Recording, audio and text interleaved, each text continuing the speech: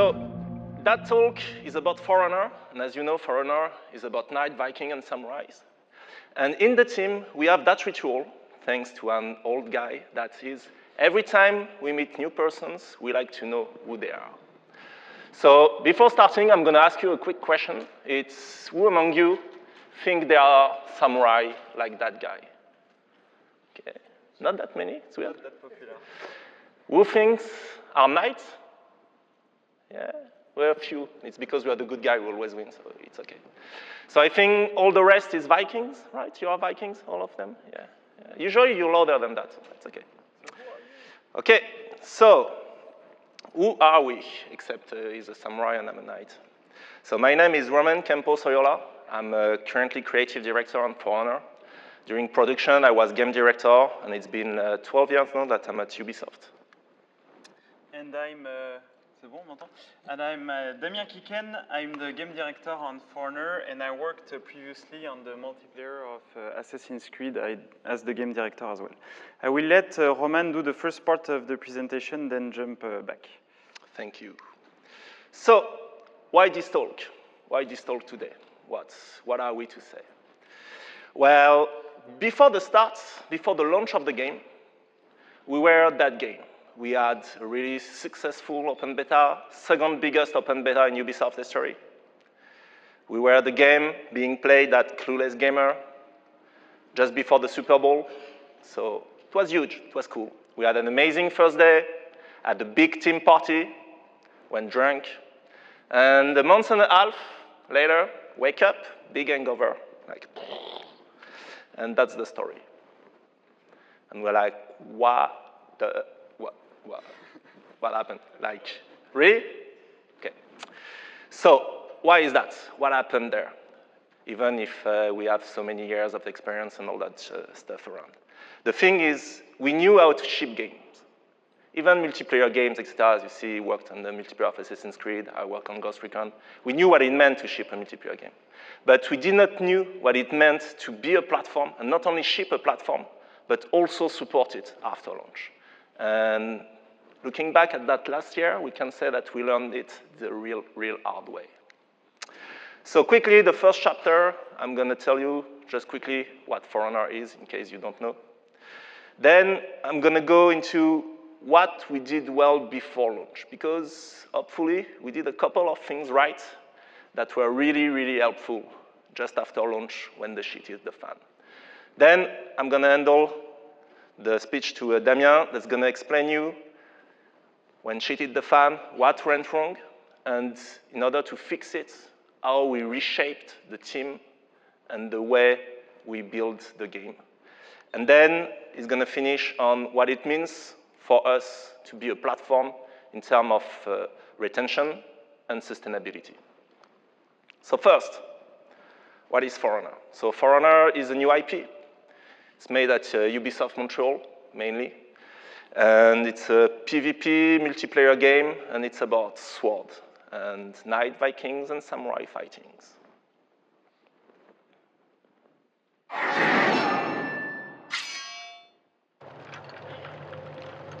The world fears us. We are the favored of the gods. We plunder new lands. We raid and we grow strong.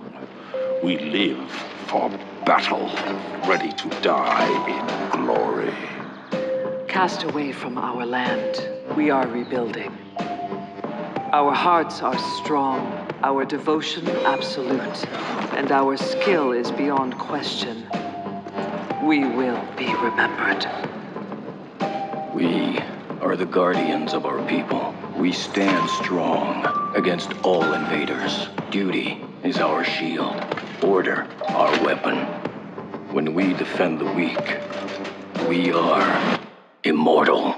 Relax, my beloved, don't worry for me. Don't shed a tear for me, always be near for me. You know these walls, they may fall down. They're high, and you'd imagine me too.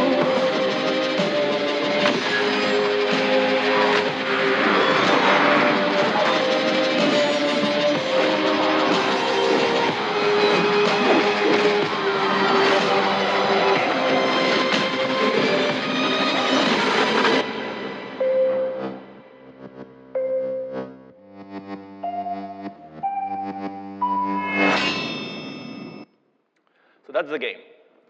But the most important part for us since the beginning is that For Honor was meant to be a game as a service.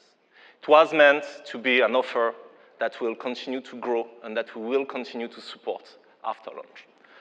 What does it mean? It means that, what does it change for us? Previously, when we were working for a game during 3-5 years, then we ship that game and it's done. And we go to the next one. Yes, we continue, we deliver the DLC, maybe 1 or 2 patch, but mainly the team and most of the people switch to the next project. No, it's not the same thing for us. It's like opening an amusement park. The first day of the release, it's actually the day where everything starts. And so now, when you work on For Honor, you don't work on what's coming next. You're not working on the next project. You are still working on the same project, making it grow, adding content, new character, fixing, improving the game, listening to the community, and just making it grow and be bigger for the years to come. And that has been a major shift for us in terms of the way we build the game. So, before launch, where did we start? So that was our launch. We had a massive open beta, more than 1 million players on the first day. That's comparable to an Assassin's Creed, but we released in February, and we are a fighting game. We are number 4 all-time NPD in terms of fighting game, and so far, we've reached a little bit over 7.5 million players. So, before launching, what did we learn? First, we did a lot of live periods. We started 1.5 years before launching the game, and we learned a couple of stuff on that part. It helped us shape the team and shape our process in order to be ready for the big day. And remember, we are a new IP. Nobody knew us. And that was a really, really powerful tool to start to build a community. So, let's start with live periods. So we did our first live period just after our reveal at E3, 1.5 years before launching the game. And basically, when we do live period on the project, we either do them for production purpose, in order to test elements, see how things behave, or we do them for a marketing reason. That first one was really for production purpose. So it was just to test the core gameplay of the game. Yeah, before that, we were doing some play tests and so on. We had announced at E3, we had like 2,000 or 3,000 people playing the game, but we wanted to see with real player how that core premise of the game, because we have a new experience, how does it behave. So that's why only one target, PC, small audience, NDA, so non-disclosure agreement, you can't speak about anything there, and short period of time, just 3 days, because we don't want to test the long tail of the experience. We just want to test the accessibility, the immediate fun. Then, second one, like 8 months after, again, production-oriented, and it's to test and validate the core progression loops of the game. How the characters progress over time, the foundation of the economic system in the game. So again, small target, NDA, etc. But then we take that same build with a few tweaks, and we turn it into our first marketing live period. And it's our first closed alpha. For us, it's our first load test, but it's a tool that is used by the marketing in order to start to push the game to audience. And for the first time, we don't have any NDA. You can stream whatever content you see in that build. And you're gonna see after, that was really important. And then we use that same build, and we go with new territories, Russia, Japan, and again, purely marketing purpose, just to get known on those territories. Then, our first closed beta. Here, we are giving the whole game. That's for the first time at Ubisoft. All the characters, all the game modes, everything is in that build. And the goal of that build is balancing and polish. And of course, it's under NDA. But then we are doing a closed beta and an open beta. And here the goal is to be ready for launch. It's to drive the momentum, drive the pre-order in order to have the biggest launch as we can. So here the main message is not that we did a lot of live periods. The main thing is that each live period is different. And you need to think them as different tools with different objectives, and so different KPI to track. Second thing is, how did this live period help us? What did it change for us? For that, I'm going to take the example of fight balancing in For Honor. So early on, the process was based on team culture. We were doing playtests to validate accessibility, but the real balancing was mainly on two things. First, every Friday, and that's still true today in the team, we have a play session. So everybody stop working, download the build, and play the game. And then we grab beers and we discuss. And that's true for the whole team. Even still today, that is still true. And the other thing that we were doing is we have regular team tournaments. Every time we have a big milestone, we grab all the team, and during one day, everybody plays. We have big breakfast in the morning, then we bring food in the afternoon, etc. And we celebrate the game, and everybody plays the game. Here, the goal, it's not only team building, it's also it was helping us to see how the game was played when people were playing it to win. And remember, those guys are good For Honor players. I mean, some were working on the game since 1, 2, 3 years, so they knew it. They knew how to play it. Okay. Then we have our first private pre-alpha. And after just 2 days, some of our best guys got pretty rough time against players, like really rough. That picture was taken at my desk, and all the people that you can see are people that lost against that player. And the guy playing that actually managed to beat him was one of our lead testers and one of our best players. So we're like, oh, that's cool. People are getting really, really good at our game. It's awesome. Yeah, but we might have a small issue. Because we are clearly not the best player of that game. So what do we do? And also for us, the problem is even more difficult because remember, we're not only a 1v1 game, we are also balancing for 4v4. So one of the first things we started to do is collect data. Data everywhere, woo! But how and why? First, we were collecting data for 1v1. So we're creating the fight metrics and comparing all the matchups in order to have an idea of the power of each character in a duel scenario. Also, we were doing the same thing in 4v4. So we were collecting the win rates, but also for the pick rate, and we were tracking the pick rates over time. And here it's interesting because when you see a character having a huge bump, so yes, when it's released, there is a huge bump, that's normal. But then, when a character has a bump, there's two reasons. Either we release a cool outfit, and everybody thinks its character looks really cool, and no, usually it's not that. It's because people think the character is the flavor of the month, and is maybe too strong. And so we need to take a look, a more deeper look at how that character is played.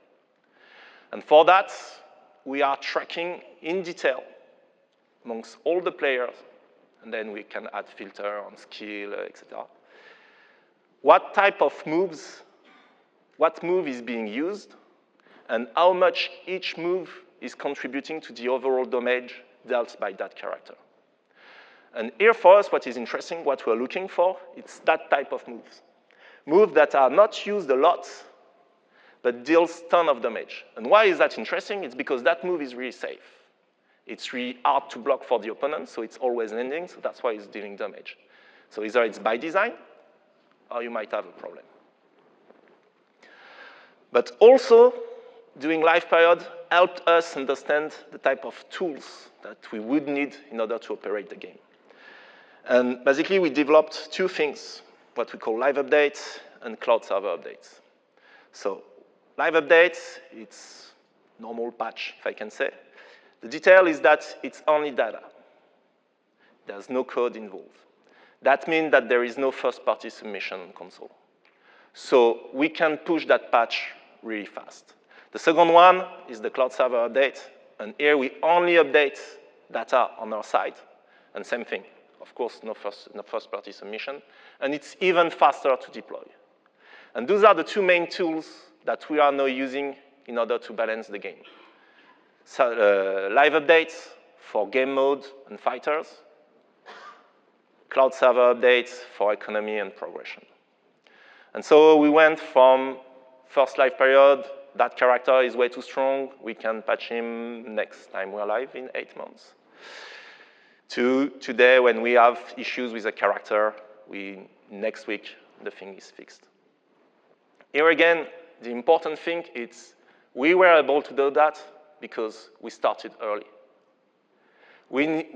At first, we didn't add an architecture where everything was data-driven for the character.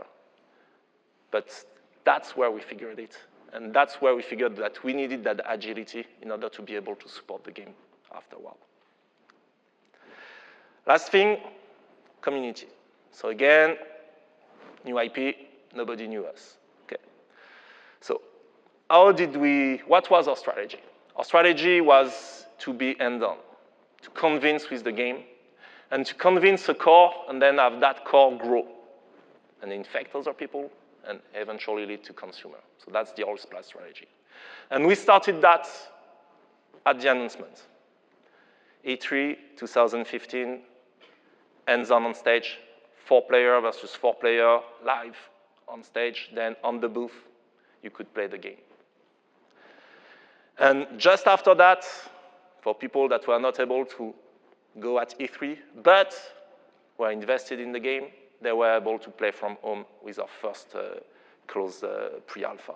And what was good for the community here is that they had the experience hands-on, and they were able to be part of something bigger early on.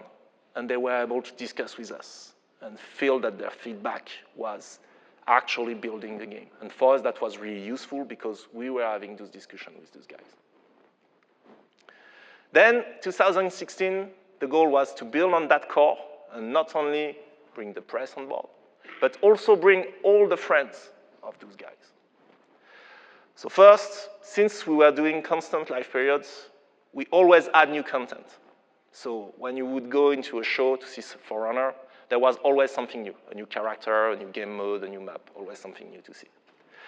And also, we were doing the live periods. So just as an example, our first closed alpha, it was more than 300 times bigger than Gamescom. At Gamescom, you have 10,000 players playing the game for 20 minutes, so that's an average of 200K minutes. Whereas that first closed alpha, it was 237K players. But more importantly, remember, we said there was no NDA on that closed alpha. So with that closed alpha, we generated more than 65 million views on Twitch and YouTube. That's a much bigger reach than any Gamescom or trade show that you can do. And also to reach the friends or the community of those early believers in the game, we were doing our referral program. So basically, when you were invited into a live period of For Honor, even if it was under NDA, you could bring 5 of your friends with you. And eventually, more than 50% of the people that played in a live period, even during the open beta, were people that got invited by their friends. The last part, 2017, reached the consumers, and through the open beta, of course, and continuing to build on the momentum of Twitch and YouTube and the streamers and so on. So, what did we learn? How did we get there? The main thing is we started early. And because that early start and starting to operate the game before launch, because we're not a AAA, we can't do early access, this kind of thing. We were able not only to adapt our tools, but also to build a community of players that would prove to be very valuable after that. And then, as I mentioned, we launched the game, and everything went, Damien's going to tell you about that. Thank you, Roman. He always gives me the easy tasks, the easy things to do. So what went wrong on Foreigner? So as Roman said, we built an amusement park thanks to all those live periods, and we're really happy. We had pretty good reviews at the launch, so team was really happy. Everything was going well. Then after a few days, few weeks, we saw that we had some issues in our amusement park. What were those? So we had connectivity issues in our 4v4 game modes. So Dominion, for example, that is the most popular game mode on the game. We had balancing issues, even with all the things we learned before launch. And we had also some economics and progression values that we had to adapt that weren't working as intended. And it's something that clearly impacted the whole momentum of the game. So we saw the sales dropping after a few weeks, even if we had an amazing launch. Usually press was pretty negative at that time and was using anything to do bad press, and the community was really frustrated at the point of threatening to do blackout events where nobody would play the game during that day to tell us how frustrated they were about the game. So basically, this super nice oil splat we've built during 2.5 years while oil burns and everything went bad in just a few days. So how did that happen? And what did we learn from it?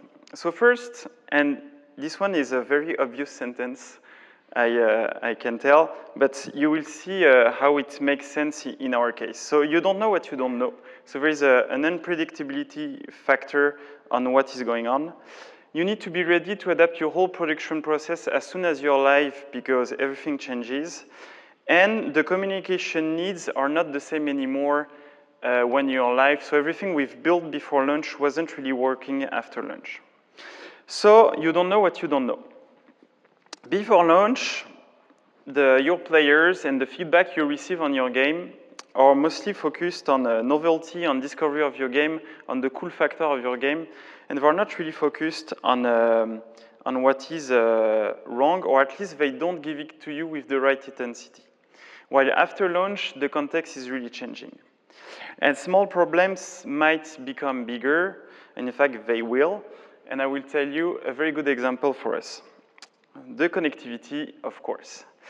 So do you really think we spent 5, 6 years on a game, built a new core gameplay, an amazing 4v4 fighting game to have connectivity issues at launch? Of course not. That's why we started super early our live periods, because we wanted to be ready at launch. And our approach was, when we started building the game many years ago, was to say, we'll go through a peer-to-peer network model, but a different type of peer-to-peer network model, what we call a mesh peer-to-peer network model. So it means that each player is speaking to each player, sending information to each player, and you don't have a host, so you don't have an intermediary. So this helped us to have the lowest latency possible, which is what you want to have in a fighting game. And on top of that, For Honor was built around having a deterministic simulation. So I won't go too technical, but the idea here is that there is no randomness in a game session. Whatever you do as a player will always have the same outcome. So it meant that we only had to send the inputs of the player. We didn't have to send their location, their animation, or things like that you usually do with other type of systems. Here we just had to send the input, so it meant a lower bandwidth usage. So we're like, yes, we found the secret formula, and that's how we will do reactive melee gameplay. And we were like, okay, we have 1.5 years to test it, to see if it works, to polish it, and to make it right. So we started 1.5 years before. We identified some issues on connectivity, things like that, but things that we were fixing along the way. So we were clearly saying that the connectivity was getting better between each live period. And we're like, okay, it's like when the game crashes and things like that, things we can handle, things we can fix. We fix it. When we launch, in fact, just before we launch during the open beta, connectivity is pretty good. We launch, And after that, we start seeing a decrease of stability in our matches and connectivity quality in the 4v4 game mode. And we don't have a clue, we're clueless, we're like, we don't know what's going on. And to start understanding what's going on, we need to put some new tracking in place in the game, and then we dig, and we discover issues, we discover bugs, and we fix them. And we fix more than 100 bugs within the first weeks, within the first month. And the more we fix things, each time we say, okay, that's the bug that's making everything bad. As soon as we fix it, everything will be good again. And the more we fix those, the more we discover other issues and things like that. And the more we see that the rate of improvement we go through will never reach the quality we want to reach with the game. And we have kind of a glass ceiling where we never manage to have the connectivity we want to have. And this is because the choice we made, where with mesh peer-to-peer, the weakest link impacts everybody in the game session. And I won't go into the details of how it works and all. In fact, we did it a few days ago at Amazon game session, but basically that's the issue. So in the end, we had to change the online architecture of Honor while we were live. And we moved to the dedicated servers with Amazon Game Lift. So when I say small problems might become bigger or will become bigger, in our case, it meant changing the whole online infrastructure of the game. So it's like 8 months of work, full team dedicated to only do that. So it was huge for us. So really pay attention to those. Then second thing we learned is that you need to be ready to adapt your whole production process, because as soon as you're live, your velocity is not the same anymore. Why? Because you have constant emergencies, things that are burning on the live, things that are not working on the game. The team gets constantly interrupted by things that are more urgent that weren't existing the day before. You have way more frequent milestones because, as Roman said, patch balancing, it's next week.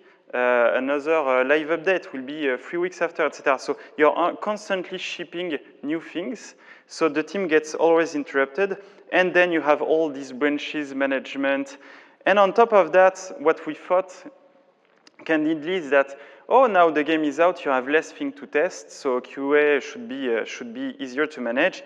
And in fact, the more you go, the more things you do, and the more new things might impact old things, and the more also the QA is exploding, and the more QA is taking more time to test everything every time you want to ship something. So in the end, it's impacting directly the team, their morale and their fatigue, because by doing the same job as they were doing before, they have worse results, they are less efficient than before. So it's really something that you need to take into account. And the other side of the coin is that before launch, we're only focused at doing one thing, which was doing the game and shipping the game. Yes, we did live periods, etc., but everything was toward making the games and shipping it. Well, when you're live, you still do the same thing, which is, for example, the season pass content. But on top of that, you have all the live operations, as I just described, and also you have to take into account what the players want the game to go. So in our case, it meant a lot of bugs, a lot of updates, more than 5,000 new content. On the season pass, it was 6 new heroes, 6 new maps, which is half of what we shipped the game with. So on top of that, to build that, one new game mode variations, and also many, many improvements based on player feedback, events, things like that. So a huge amount of work. And one of the examples that I can take here is the balancing. So what did it mean to improve the balancing on the live operation side while taking player feedback into account? So as I said, balancing was one of the core focus of the team after we shipped, because that was one of the biggest discussions we have with our community. So we're still doing live operations as we did before launching the game that we call public tests. And we identified those as very cool, great tools, but to identify early exploits and bugs, but not that good to balance really well our game. And that's where we were like, okay, we had this discussion with some of our players before launching the game, and we need to have really an ongoing conversation with them. And that's where we started to do what we call community workshop, where we invite some key players of the game, so top players of the games, on site at the Ubisoft Montreal studio, and we spend a whole week with them where they play new content that will ship a few months after. And here, this allowed us to have super early qualitative feedback and to have that dialogue with them and to understand what was working and what was not working, but on top of all, why and what was their usage of the game.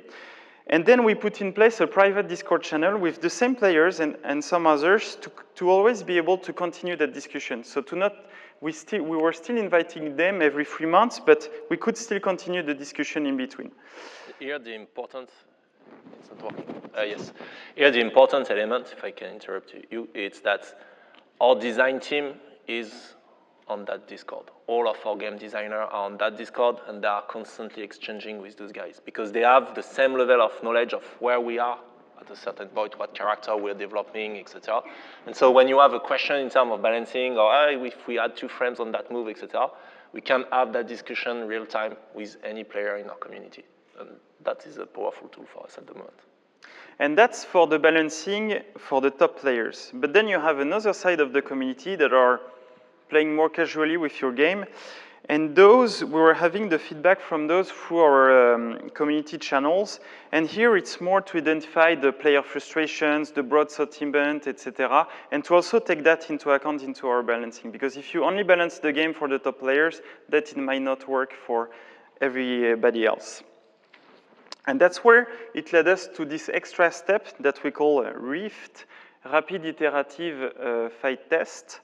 And those are private builds that we do within a few days and that we ship to our player so that they can play at home and they can test whatever we want or need them to test.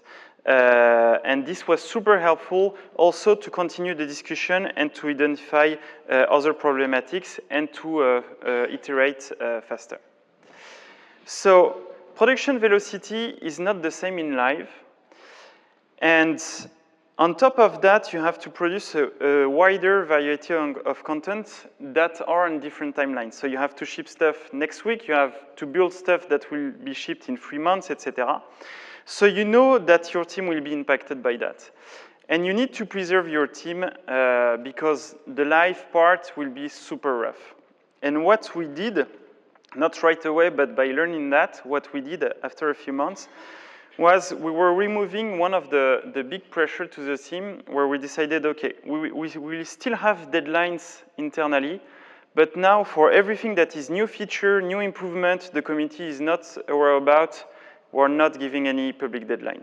We can still discuss with the community and say it exists, but we're not giving a public deadline. Those will be shipped when it's ready. So remove pressure for the team. And we also decided to put, to save some time, to give some time within the plannings just to manage emergencies. So we were giving a bigger buffer of time basically to ship the same content so that we could handle emergencies or things that were going wrong. Last part is the communication. So before you launch the game, your players are your fans, your early adopters. But as soon as they pay for your game, the mindset is changing. They become your customers. And on top of that, as I just said, we're removing public deadline. So how could we make that Oisplat strategy green again? How could we convince again our players? Because one of the things that was super curious after a few weeks after launching the game is that the team was crunching as hell. They shipped the game, they were tired, but they were still crunching to fix the issues day and night. And you were going on Reddit or on the forums, and the only thing you were reading is team is on vacation, they left the game, Ubisoft made their money, fuckers, blah, blah, blah. And so you're like, what's going on? We're working a lot, and they don't see that. And that's where we decided to switch our communication strategy. Say, okay, we need to be way more transparent. We need to tell them what we're doing, what's going on here, and we need also to show them early progress. So even if things are not ready, even if things are not ready to be shown, we need to share more with our players. And here we decided to go back to the core community, to go back to the roots, and start a discussion with them. And that's where we put in place what we call the Warriors Den. It's a weekly live stream we do on Twitch, on all the channels, YouTube, etc., where every week, Roman, me, some other key people of the team, we go in front of a camera and we answer live player requests, questions, things that they care about. We acknowledge the problem, say, yeah, we're aware of that bugs, the team is on it. We explain our strategy, where we want to go. Sometimes we say, yes, we agree with you, that would be cool to do that, but we won't doing it for the next X months because that's our priorities, that's our focus. And so we explain them our approach, basically, and where we want to go with the game, and we also have a direct exchange with our community. Because we don't have any more public deadline, that's also a good way how we use public tests, is to show progress of what we're working on, the big feature we were working on, while also being able to iterate with the players on those big things.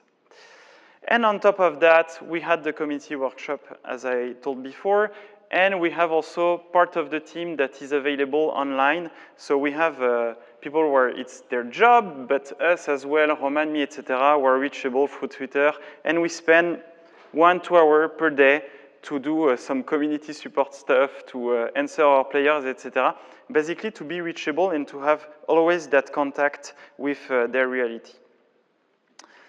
And then it's something, again, we try to spread. So we were trying to reach out to the inactive players, so players who left after launch because things were as good as they were supposed to. Same thing for the press. And that's where we started doing new seasons with new content, doing big streams, also having extra reward weekends. And I will show you some of those and in-game events. Where in the end, to find new ways to acquire new players with free weekends, which is a strategy that a lot of multiplayer games are using. And we released, I think it's last week, so very recently, the Starter Edition, which is a lower entry price point of our game so that more players can come in and have fun with us. And so with all of those efforts, we went from a blackout, a community that wanted to do a blackout, to a community that has to do a whiteout. I don't know if that word exists, but at least they wanted to celebrate the efforts, etc., and they wanted to all play together the same day and be happy about where the game was going. So after several months of work, we released the dedicated servers a few weeks ago. So now connectivity on 4v4 game modes is under control. Same thing for the balancing. Balancing is a continuous work. It will never be finished. Always continuous discussion with our players. It's true with all fighting games, but it's something where we have now the good tools to react and also to identify the problems.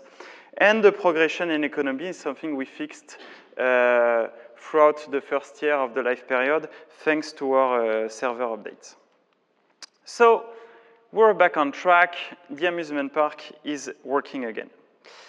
But as I just said, to do all of that, it took us almost a year. And so how did we stay alive during that full year with things that we knew that would take like 8 months to be fixed? First, we retained our players. So we had more than 1 million players every month of the game, even if we were not selling the game during a quite big time. So we kept our players into the game, and at the same time, we stayed sustainable. And what I mean by that is that to ship all of that content were hundreds on the dev team. And hundreds, when you don't say a lot of games, well, to be game as a service, you need to have extra revenue always coming in to support the post-launch and to support the team working on the post-launch.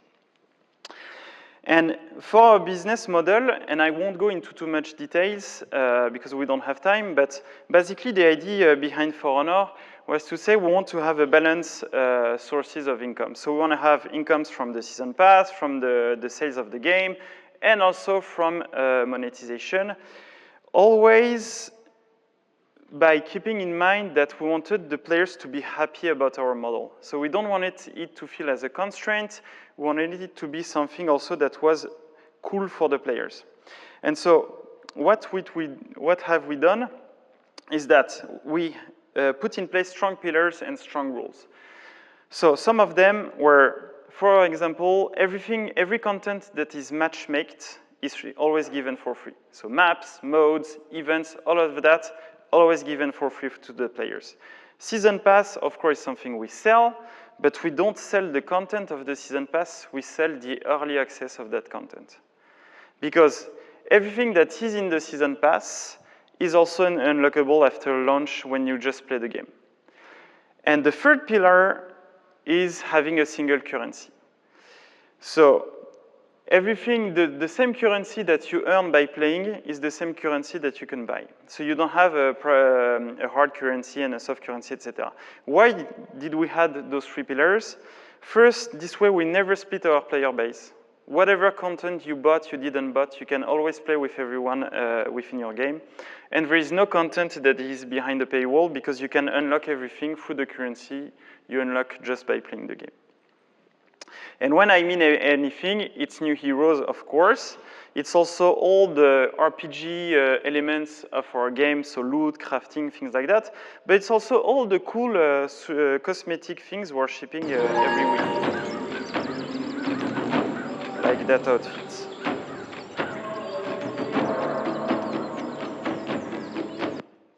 And it's true for executions.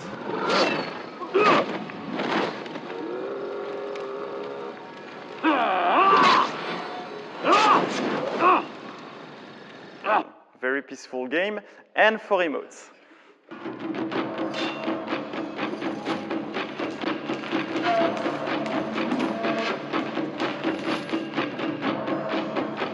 So it's something we ship every week. Every week we ship new content into the game. It's something you can unlock just by playing, or if you want to support the game by investing more in it. And so thanks to this aspect, we were sustainable and we could work on the game, fix the issues, but also bring a lot of new things into the game.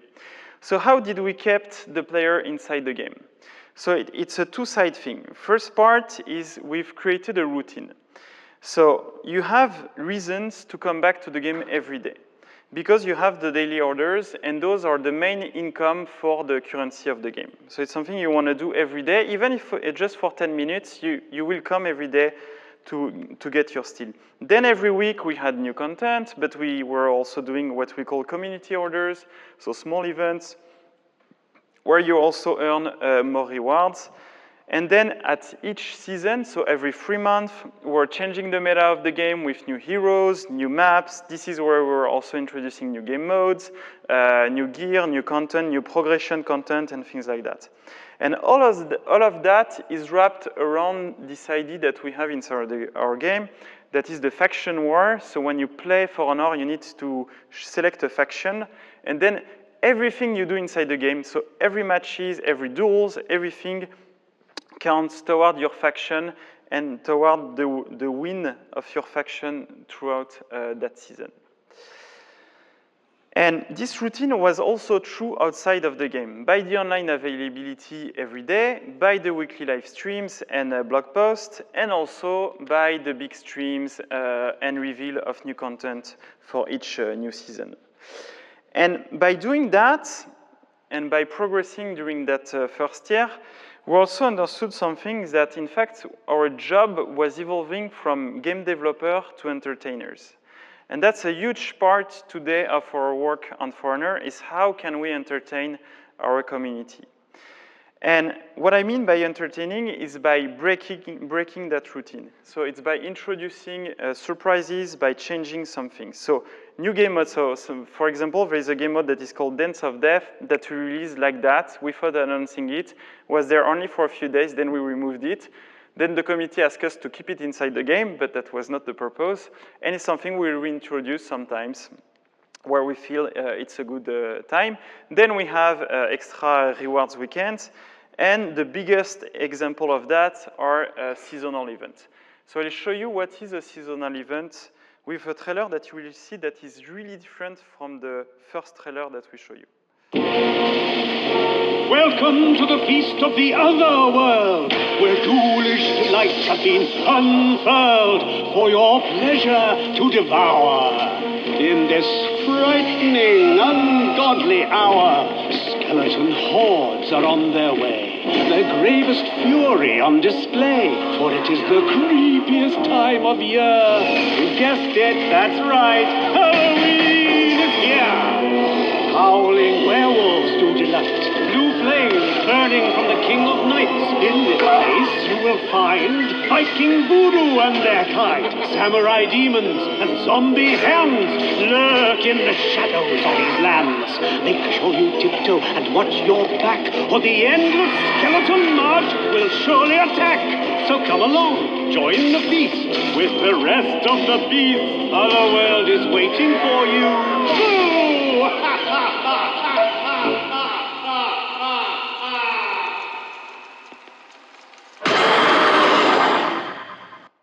So here, as you can see, it's a really different tone, different marketing. It's the team that has fun with their game. And so what a game mode is, what an event is in Foreigner, it's an exclusive game mode. We altered the game as well, so we don't have skeleton. We're more not a realistic, but a grounded world, if I can say that. So skeletons are not part of Foreigner's DNA at all. But for an Halloween event, why not? Let's have fun. And we have also some exclusive content that is only here for a week or 2 weeks to also celebrate that event. And what is cool with those, by making this entertainment, is that players have fun, and it's something we can clearly see in the data. So for example, during Halloween event, we have 20% more playtime during that moment. To just enjoy the mood, the new mood of the game. And it's also something we discovered, it's something that the team had a lot of fun to work on. And when you have that routine of the life that is hard, something hard, always a constant pressure, etc., when they can put skeletons or silly things like that in their game, they can have fun with their game and enjoy that part also of the work. And what is funny is that it's something that also moved outside of the game. So this idea of entertaining players has also spread out to, for example, the Warrior's Den. At the beginning, the Warrior's Den was very informational, acknowledging problems. Yes, we love you. Yes, we want to do a good game, etc., etc.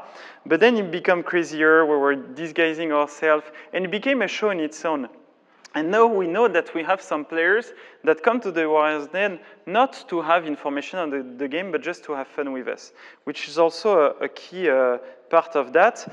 And it's something that reached way more views than we thought we would reach with that, because it was something that was supposed only to be within us and our core community.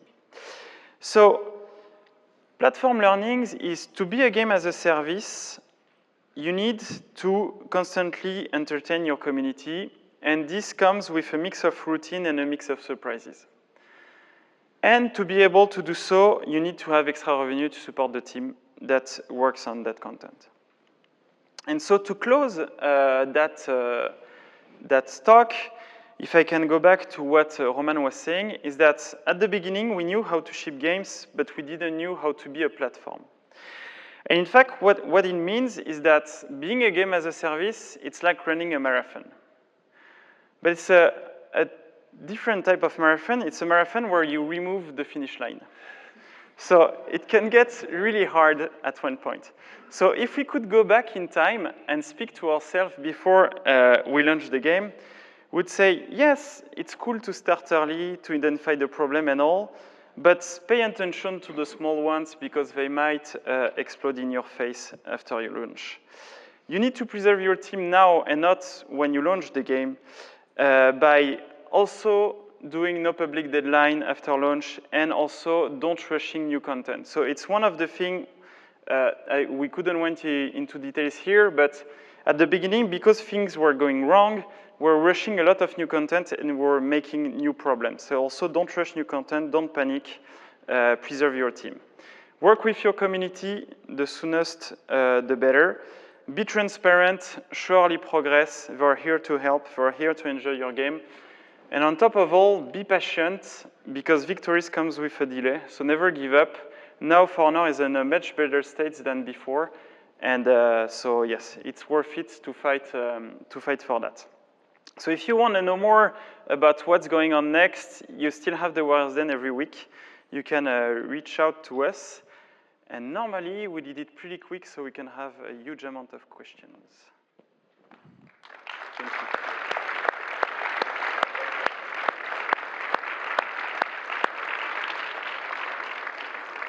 So if you have any question, if you don't, we can go and grab a beer. But if you do, we're here for that. No question? Perfect. Cool, thank you.